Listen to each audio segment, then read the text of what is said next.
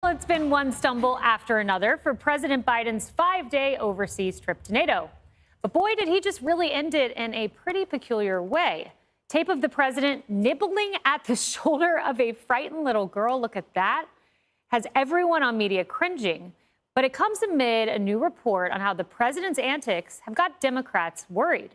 Top donors are said to be quietly looking for a replacement candidate. Bring in Newsom. They're worried over the slow pace of Joe's campaign and how he hasn't even set up a campaign headquarters yet. But there's one Democrat candidate who isn't slowing down. RFK Jr. talking to Fox and Friends this morning about polarization in America.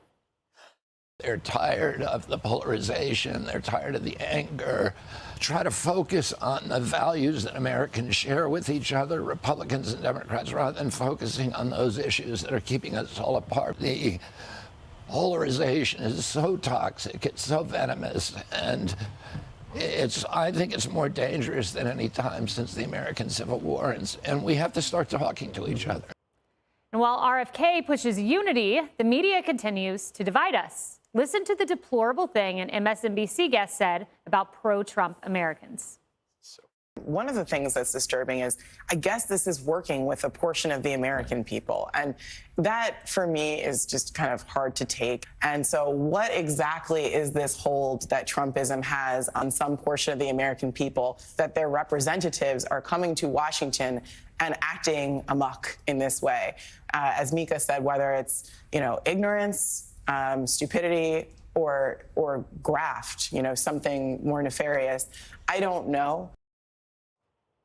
Pretty sure that was the same lady who was upset by the American flags. But regardless, we'll set that aside. Jesse, what do you make of the furtive texts, sideline events, emails, phone calls to prospective candidates from big Democrats saying, like, hey, Joe's not really running?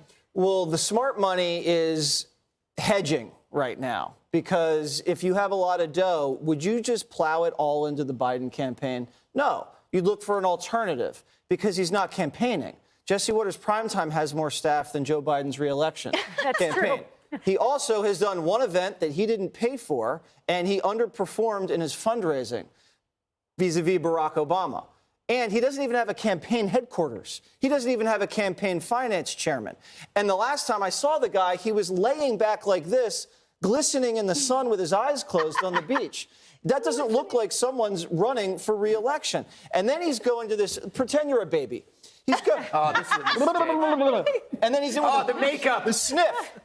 Look at your jacket. If you're a donor, sorry, Harold, I'm going to send that to the dry cleaner. If you're a donor I do that to my child in the privacy of my own home. I don't do it to a random Finnish baby in the middle of Europe. Yeah. In the middle of Europe. I mean, I think we should go to our resident child sniffer on that one, Greg Gutfeld. What does that mean? Hey, you hit kill me. Yeah, he put the hell in Helsinki. The baby may be from Finland, but Joe Biden is finished. Ooh. How do you like that for a little wordplay? Love it. Yeah, it's just I don't see how this can keep going on. It's embarrassing. He's not quietly quitting. He's quietly dead. I mean, he hasn't done anything. He doesn't know where he is, and I don't trust people that can't show any restraint. This guy, it's just creepy, right? I mean, it's like, I get it when people talk about kids and puppies, like, oh, you just want to eat them up. You're not supposed to. You can say, oh, I just want to. You don't actually do that. And the men don't usually do that. It's usually the women that, oh, what a cute baby. Now, remember, I want to just point out, Mary Gay, what's interesting about her commentary is that she says that people are stupid, right? This is the woman who took Bloomberg's $500 million presidential campaign war chest and said that if you could have taken that and given $1 million to all of the 370 million Americans, quite possibly one of the dumbest things that's ever been said on television. Do you guys remember that with Brian Williams? She cannot tell people they're stupid. She's lost that right? She can no longer say that. Harold, I could ask you about the president eating a child's shoulder, but I won't do that to you on a Friday afternoon. Instead, I will ask you about his fundraising, $77 million, but Trump in the same period had $100 million, Obama north of $80 million, so it's kind of lackluster. Look, I think when you run for re-election for president, Democrat or Republican, you've got to do two things. One, you got to forcefully lay out what you've done the last 4 years, and then advocate on behalf of yourself and your team as to why you need another 4 years to build on that success. And ordinarily, the two things that underline or animate that are economic success, the economy, the market. President Trump, I thought, rightly talked about the success of the stock market being an indicator of how well things are going. Our economy has proved to be pretty resilient, and the stock market has proved to be pretty resilient. So he will talk about that. I differ with you on the thing with the kid there. I had not seen that until now. I read the script beforehand, but I thought he had a decent time in Helsinki in the sense that Sweden joins NATO. NATO reiterated its commitment to, as you put it back up there, NATO reiterated its commitment to Ukraine. We made clear that Ukraine would find its way into NATO after we find some resolution to Russia, the Russia-Ukrainian issue, because we don't want immediately once they join for us to be at war there. So I actually thought it was a decent week for him. I call balls and strikes here on this show about him, but I thought he had a decent.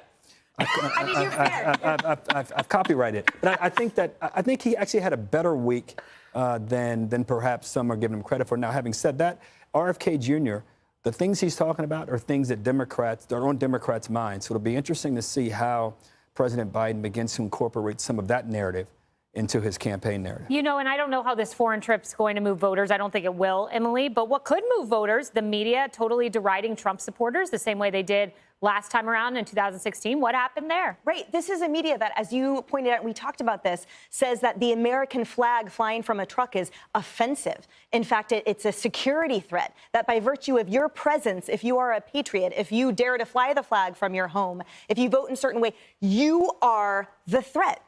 This is exactly why Americans feel totally alienated and unseen, and that's why Trump resonated with so many people, obviously. And think about all those figureheads, you know, the now unemployed Don Lemon, who made fun of people from the South voting for President Trump. Jake Tapper, who said Navy Biden's mom, well, you know, she's been, you know, associated with people on the right, so there's that. What does that mean?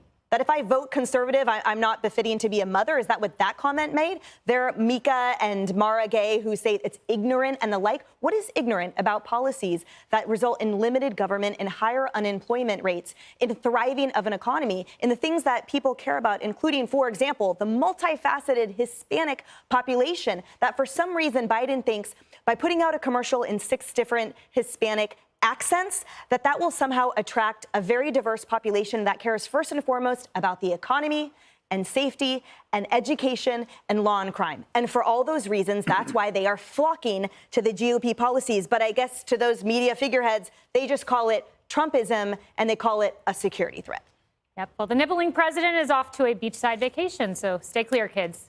Fastest is up next. Hey, Sean Hannity here. Hey, click here to subscribe to Fox News YouTube page and catch our hottest interviews and most compelling analysis. You will not get it anywhere else.